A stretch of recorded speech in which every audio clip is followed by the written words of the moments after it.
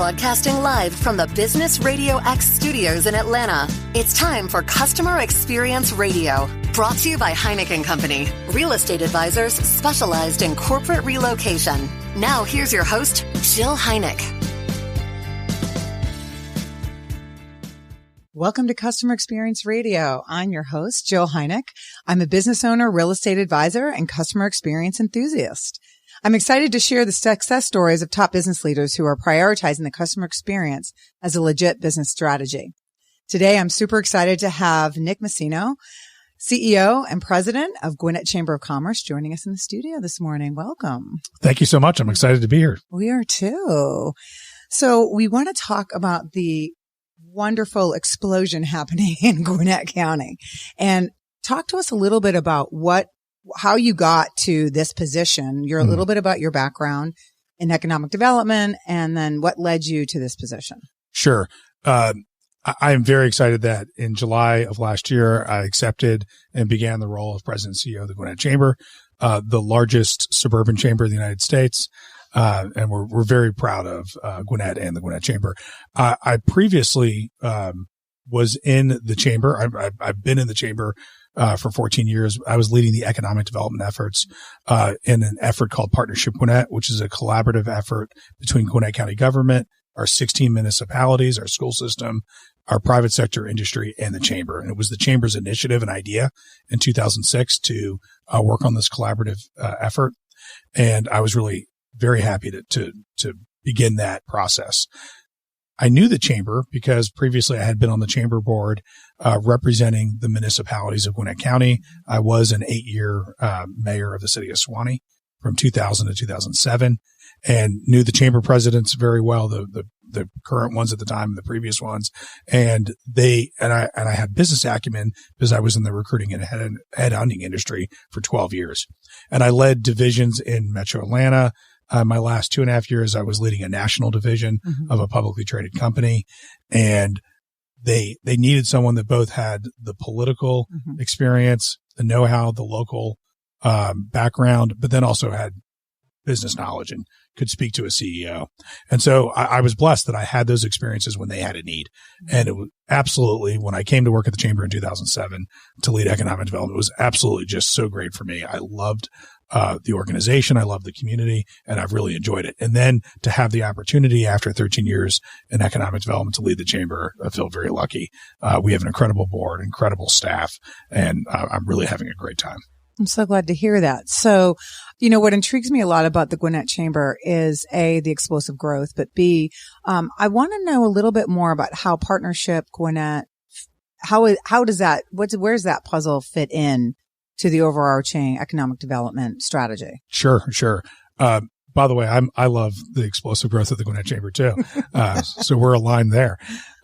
Okay. Partnership Gwinnett is exactly as it's entitled. It is a partnership of all things in Gwinnett, from the public, private, nonprofit, community, driving jobs and investment. There's nothing better for any community, any individual to be gainfully employed, and all that resolves. If there's issues in your life, working is fantastic. In regards to family, everything, it's a very positive thing. So the community decided that the chamber alone, the county alone, working to recruit and retain jobs would not be as effective as if we all did it together. So not only did the initiative started, it's a funded initiative by most all governmental organizations in Gwinnett and many of the top leading private sector organizations. And so the chamber, it was their idea, their strategy. Every 5 years, including in 2006, they did a 1-year fully comprehensive interview of everybody in the community, every stakeholder, on what do we need as a community, where should we be focused. And since 2006, every 5 years, and we're coming up next year in that 5-year cycle, we will spend 6 to 9 months going through that large process. We'll hire a consultant to make sure we understand what we're doing, who we are, where we're going, what we need to be focused on. And that effort's ultimate goal is to recruit, retain, and expand jobs in our 5 targeted industries. Right. So that's a big job. Yes. That's a huge initiative. It is. And we have 10 people inside the chamber embedded on our second floor in the Partnership Gwinnett division. And they get up every day to. Are they undercover? You said embedded. So they're embedded. They have covert titles. Right. They use secret project codes. Right. I can't even see their calendars half the time. We're laughing, but actually all of what I just said was true. There's things that they work on, that have secret codes. And I just know that they're working on a coded project. Right. Of which they sometimes tell me the name of the company, but then I forget it. I just remember the sexy code, Project Jaguar. I love it.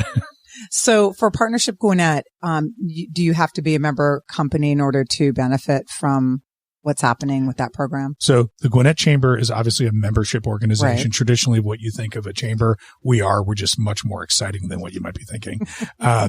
Partnership Gwinnett is a separately funded public-private initiative. Okay. And so, you could join the Gwinnett Chamber for $495 if you're a small business. Mm-hmm. There's just not that opportunity to engage in Partnership Gwinnett at that level. I mean, their average investor is $10,000 to $15,000 a year. Makes sense. On the governmental side. Mm-hmm. Some of them are hundreds of thousands of a year. They're dealing with literally flying around the world recruiting companies to Metro Atlanta and Gwinnett. Yeah, that sounds exactly right. So I just wanted our listeners to understand where they might be able to get involved, at what level. Yes, thank you. And the Gwinnett Chamber has a lot to offer, from our general membership to our exclusive Chairman's Club membership. And there's lots of ways to engage. And at gwinnettchamber.org, you can learn all about it. Well, that's fantastic. I think I'd like to delve into a little bit is what makes your chamber's story so compelling, and why, and how, and how that is attracting and retaining member companies in the Gwinnett area. Yes. Well, thank you. And I'm excited to share with you.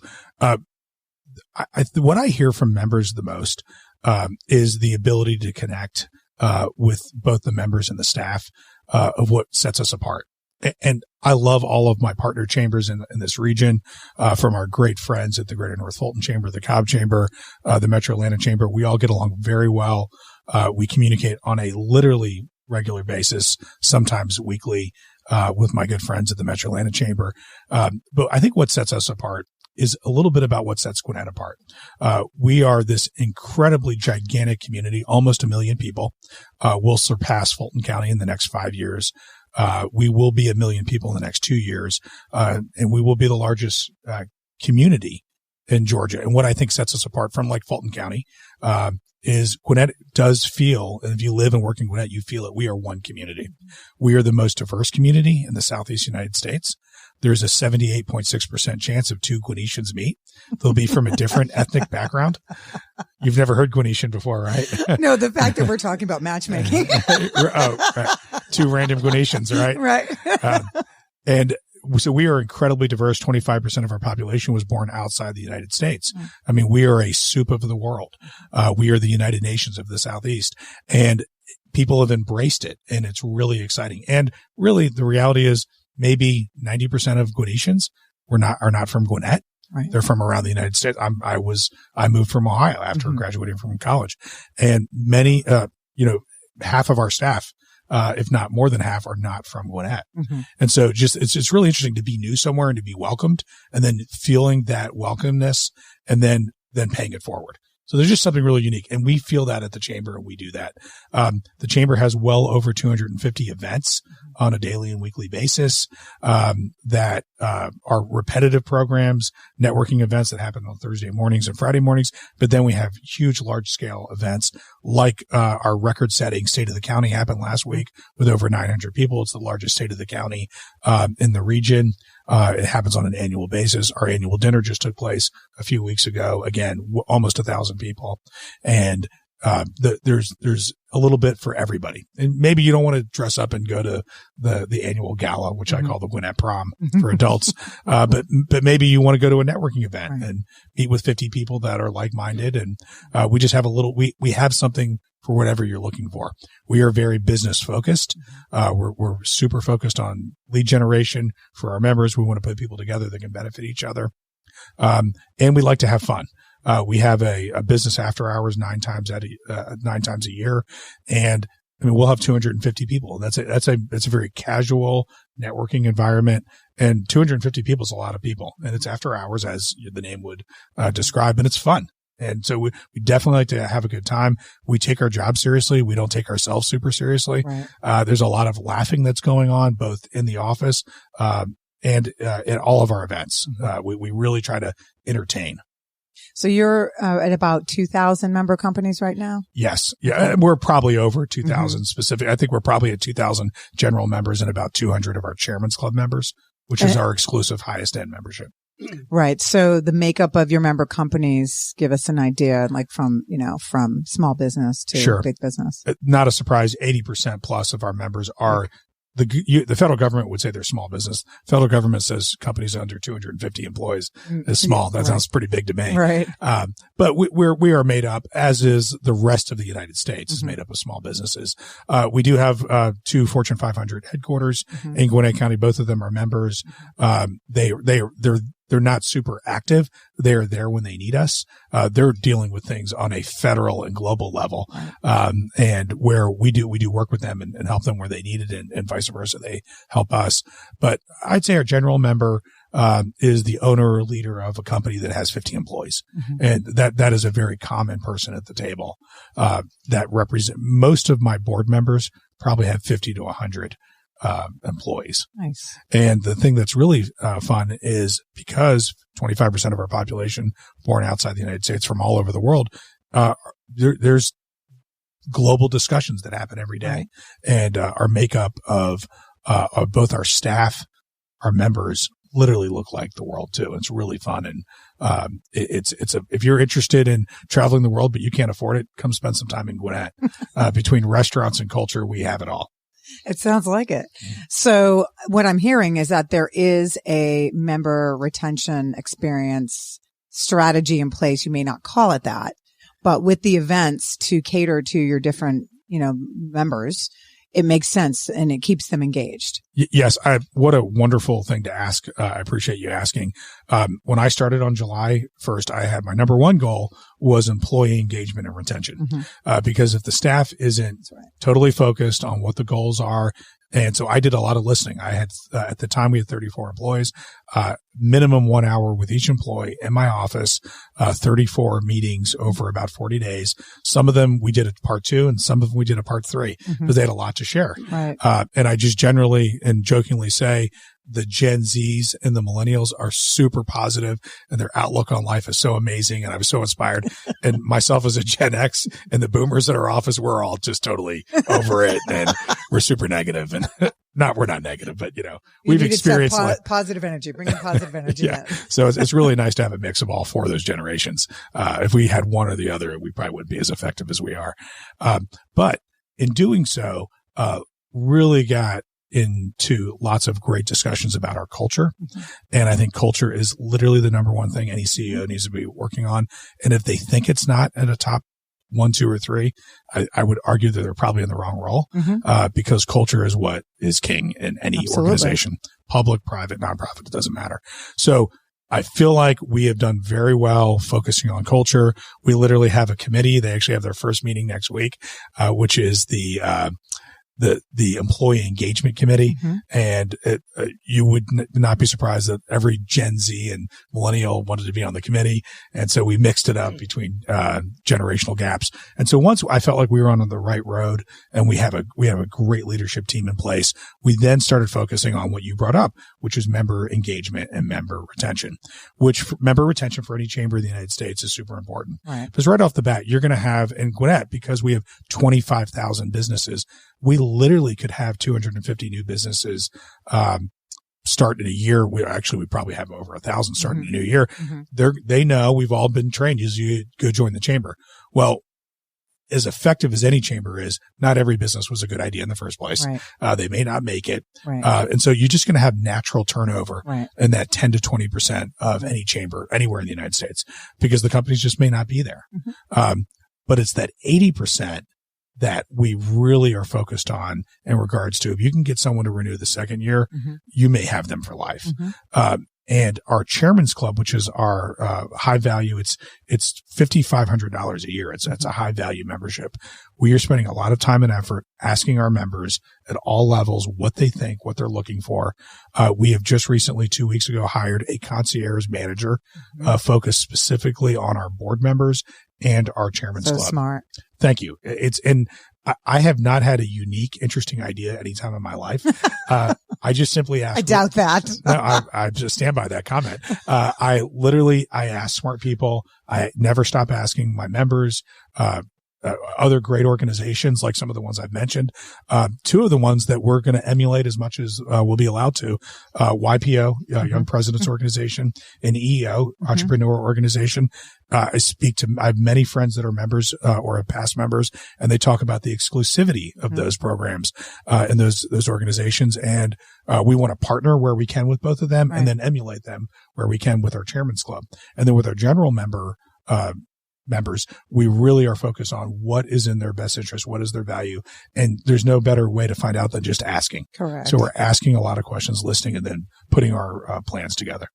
Interesting. So would you call it your member experience strategy, or is it more about retention?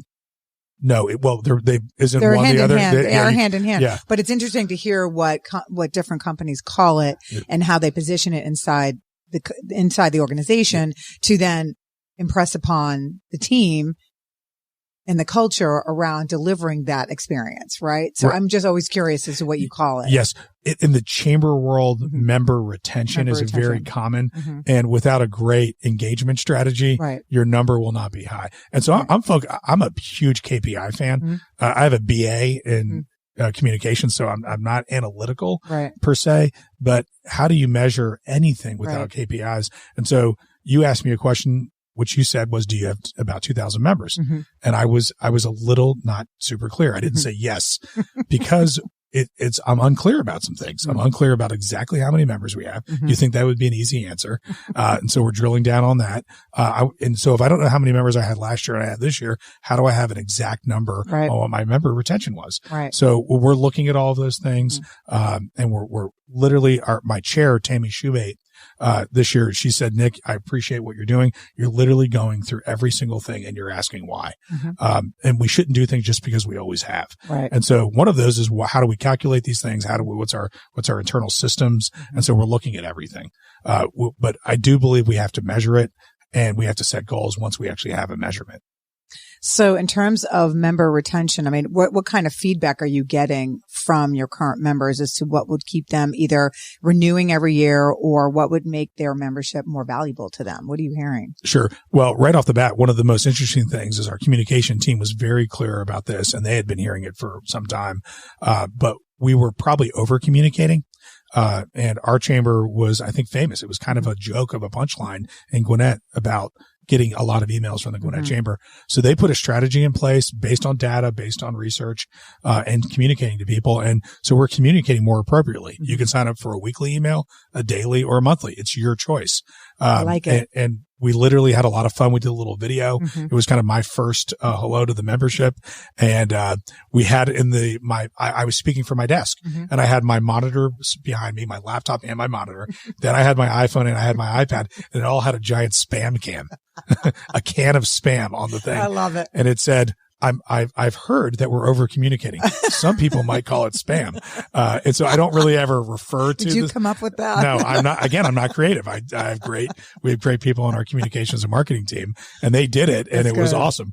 And literally, I've never done anything in regards to video or email, except when I'm on Radio X, that people don't say. I have never said more about that thing, about that specific video. And it was fun to do, but it was effective. And people signed up to the appropriate communication that was in their best interest. So we're communicating effectively. And then in regards to what we've heard is, this is not a surprise.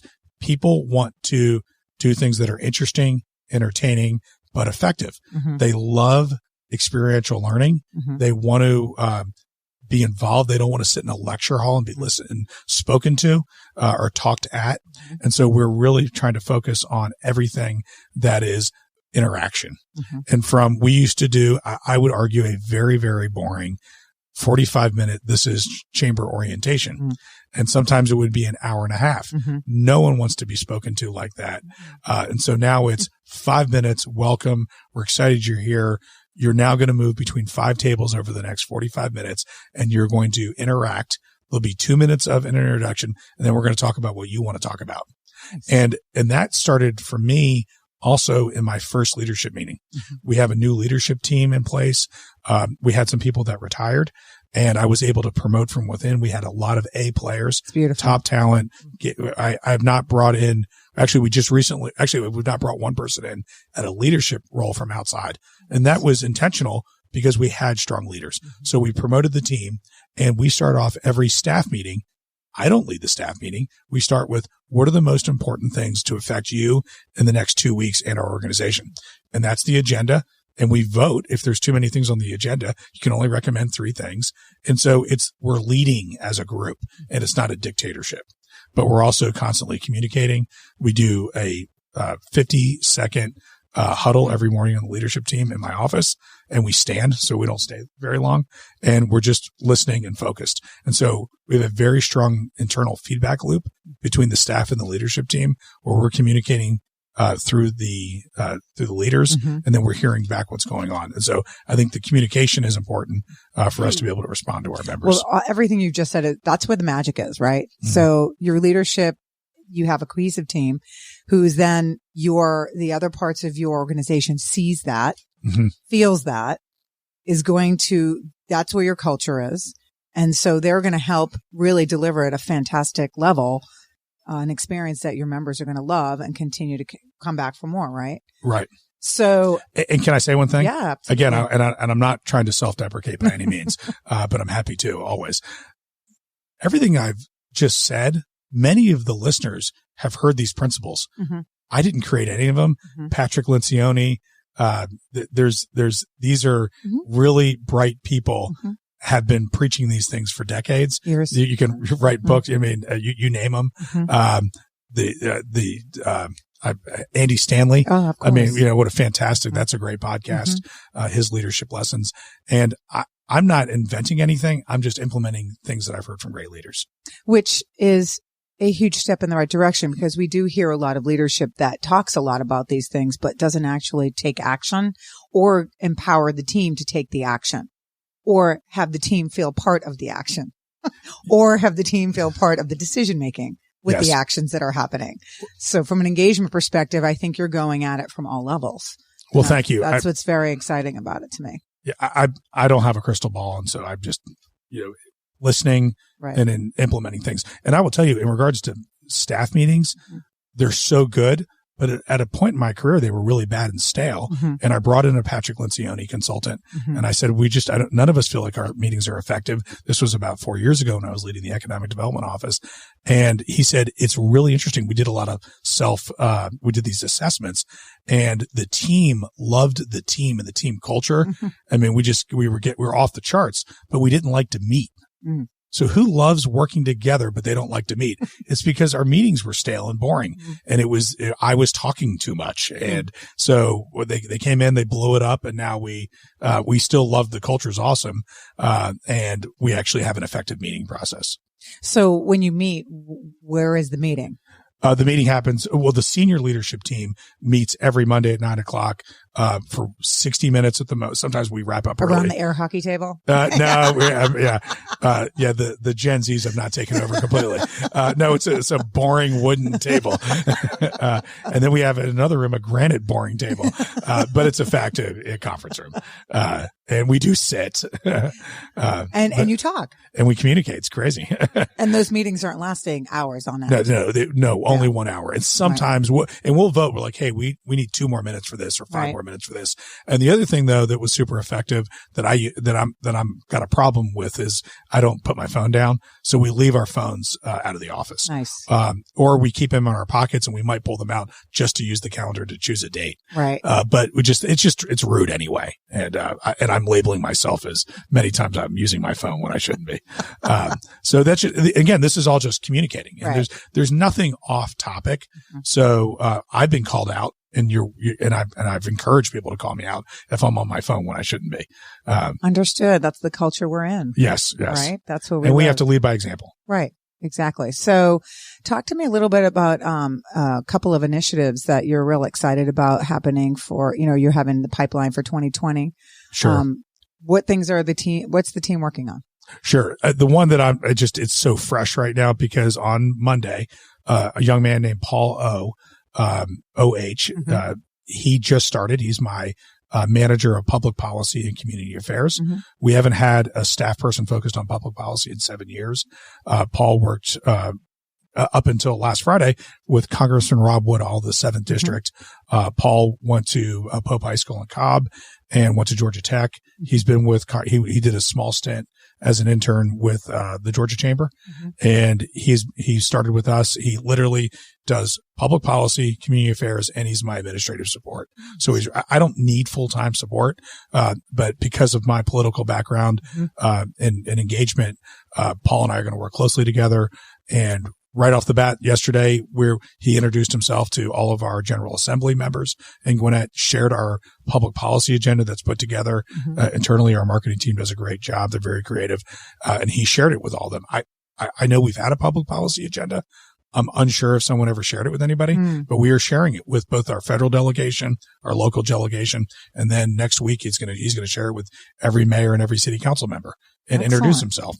And so we as the Gwinnett Chamber represent the business interests of our community, and we will unapologetically defend them when it comes to bad legislation, current legislation that might exist that needs to be changed, and legislation that needs to be proposed.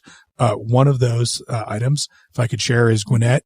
I don't know if you live in Metro Atlanta, you might have realized we have a congestion issue. Really? Yes. And we're not going to be able to build roads out of this problem. But we need to have alternatives. There is no alternative to driving in Gwinnett County. And I've had people in the past foolishly say, well, you could ride your bike or you could walk. The walkability and bikeability score, I would argue anywhere outside of just a couple of small pockets in our entire region is pretty poor. And so we have to give Gwinnetians an alternative, and that is going to be, and it's going to cost money.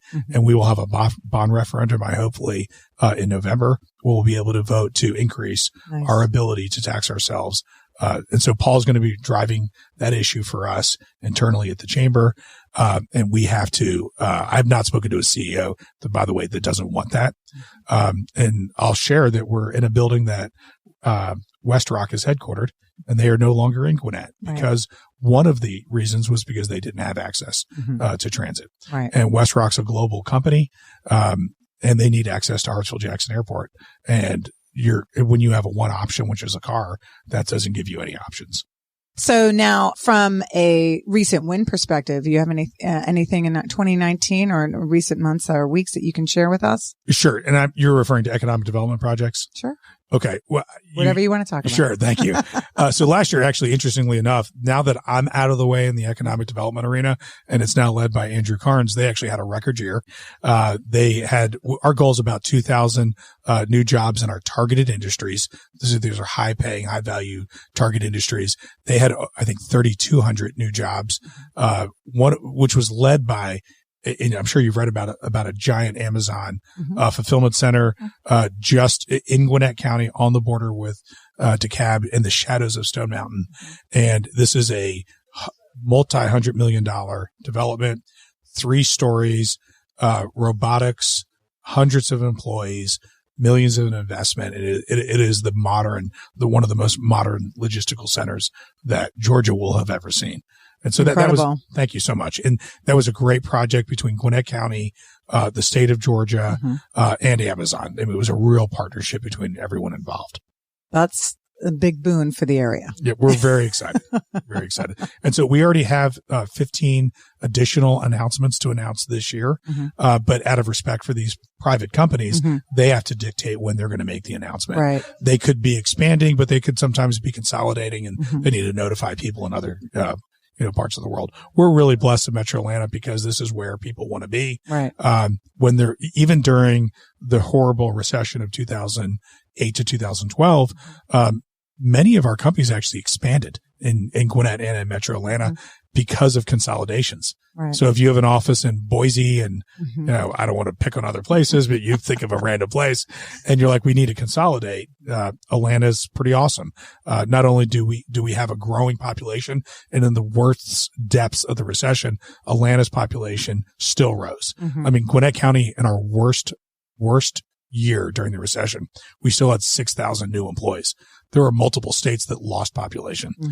So this is where people want to be, obviously, thanks to Hartsfield-Jackson Airport, more direct flights to any other place in the world. It's an incredible airport, incredible asset. And it's the reason why we have well over 600 international businesses have an operation based in Gwinnett, and about 200 of them, it's their Americas headquarters because of Hartsfield-Jackson, obviously our port. Right. Just an easy way to get around. It really is. So, tell me, maybe one or two of a wow experience that you might have had recently with an organization or a company, that you really thought, I could really adopt some kind of, culture point to my organization because of the experience I've had with them. Okay. You're totally putting me on the spot on that one, but I'm going to do the best I can. So as we have, revamped our, and I revamped our membership, and I mentioned our new position, our concierge service, that came to light when we were really focusing on the word concierge, when we did our annual board retreat at the Ritz-Carlton Reynolds Plantation. Oh, perfect. And if you can't, we're really lucky to have, multiple Ritzes, in Metro Atlanta and Georgia. And then we're obviously the headquarters of ChickfilA. When you think about customer service excellence, those two organizations with my pleasure. Right. And really, as we were designing that position, we had that in mind, not even mine. We talked about it, and literally in our job description, we referred to ChickfilA and Ritz-Carlton, and we were trying to set the standard for customer service. And you think, Ritz-Carlton, you can feel it when you walk in the door. And that's it. It's a very expensive, high end caliber place. And then ChickfilA is, let's be honest, it's a fast food restaurant, selling chicken. Right. But you just feel special every time you interact. Right. And that's what we wanted our Chairman's Club members to feel like. Excellent. And then I actually, mentioned already EO and YPO, and their members, they just gloat almost when they're talking about their organization. Right. And I literally looked at some of the stats. I was like, I got 3 EO members together, and I said, tell us about it.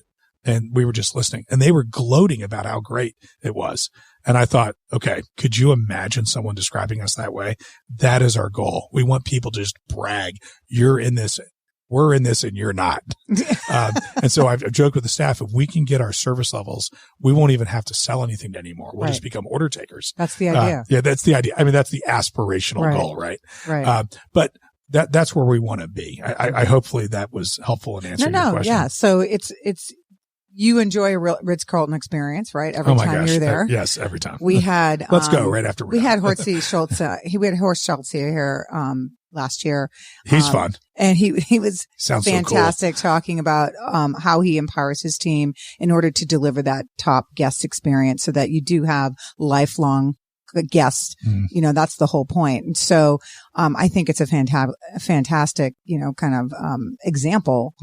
And as long as everyone in your organization can actually experience it in order to then be able to deliver it. Okay, that's great. So now we got to take the entire team to the Ritz-Carlton. I'm saying. Thank you so much for that. And they can, thank me. Yes, of course. Well, I think we should invite you to join us. But I think that's the way when you experience it, then you better understand it. Right. You know what? I got a better idea. We're going to start with Chick-fil-A. Perfect. Okay. Not knocking it. Yeah. We also had Deanne Turner, formerly of Chick-fil-A. She was here right after Horsey came, and we had a fantastic conversation with her also about how they were, when she was in the organization, she's now on her own speaking about what she was doing there. And one of the things she mentioned is that, we really wanted to make sure everybody felt like they were cared for and part of this team culture, so that it trickled down to the customer experience. Yes. Yeah. Right. So you've already spoken to that point. So you're on the right track. Thank you. Actually, I spoke to both of your guests. You know what they said about the show? They said it was their pleasure to be here. Of course they did. That was a good one. Thank you so much. Well, I have enjoyed you so much today. Thank you so much for fighting the traffic and coming to see us. My pleasure. We really appreciate it. So for our listeners, we can go to where to find out more about the Gwinnett Chamber? GwinnettChamber.org. Excellent. And again, thanks, Nick. And this has been Customer Experience Radio. Thank you.